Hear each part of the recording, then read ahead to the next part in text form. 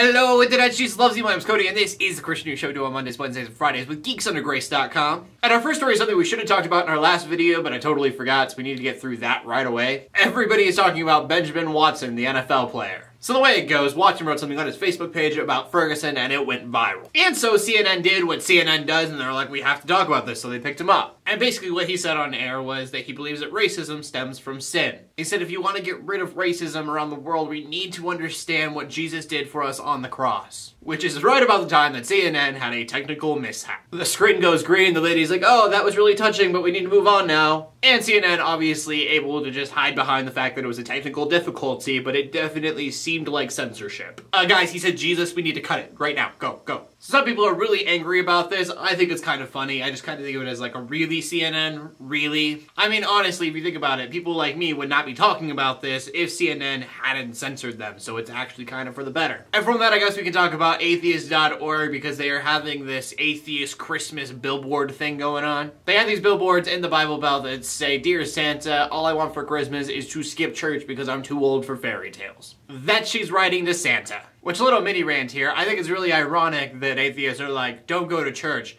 but we're okay with lying. Which I know some people would be like, ooh, but Christians tell their kids about Santa Claus too, so I mean, what does that say? So that's the thing, if you want to be mad at atheists over a stupid billboard, you can now, I guess. Or you could try loving them. Because you have to give it to them, they are not doing what has happened in Canada. A man in a Canadian family had died, and instead of being normal people, the family took the body of the deceased man and left him in a bedroom for 6 months, hoping that God would resurrect him from the dead. Now, I know Lazarus is a thing, but when is the last time that you heard of God resurrecting a dead person just because? And they weren't even done trying. They actually found the body because the family got evicted. So, you know, there are radicals in faith, and it's weird because this is a religion about loving people and all this good stuff.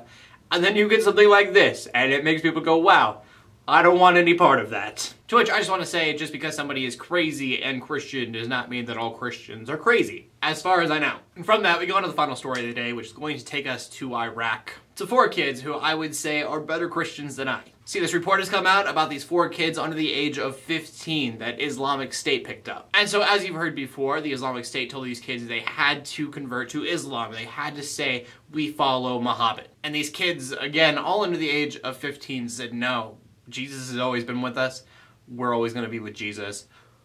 We're not going to convert. They were asked again, and again they said no, and then they were beheaded. And so I know this is an incredibly sad story, and it is a terrible note to end on. But I think it's a good reminder to people, just know that these kids are not alone. This is happening all the time right now in Iraq. So 2 things. Prayers out to the people that have to go through stuff like this on a daily basis. And just be thankful for where you are, because I know a lot of us probably couldn't do that. I would like to think that I would, but I don't know what I would do in that situation. And I know it would be tough regardless. It would be hard.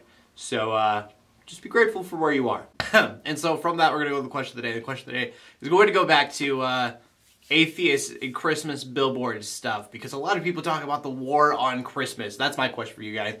I never see this war on Christmas. Do you think that that is a real thing, or do you think it's something that Christians get super defensive about for no reason? I want to know what you guys have to say about that.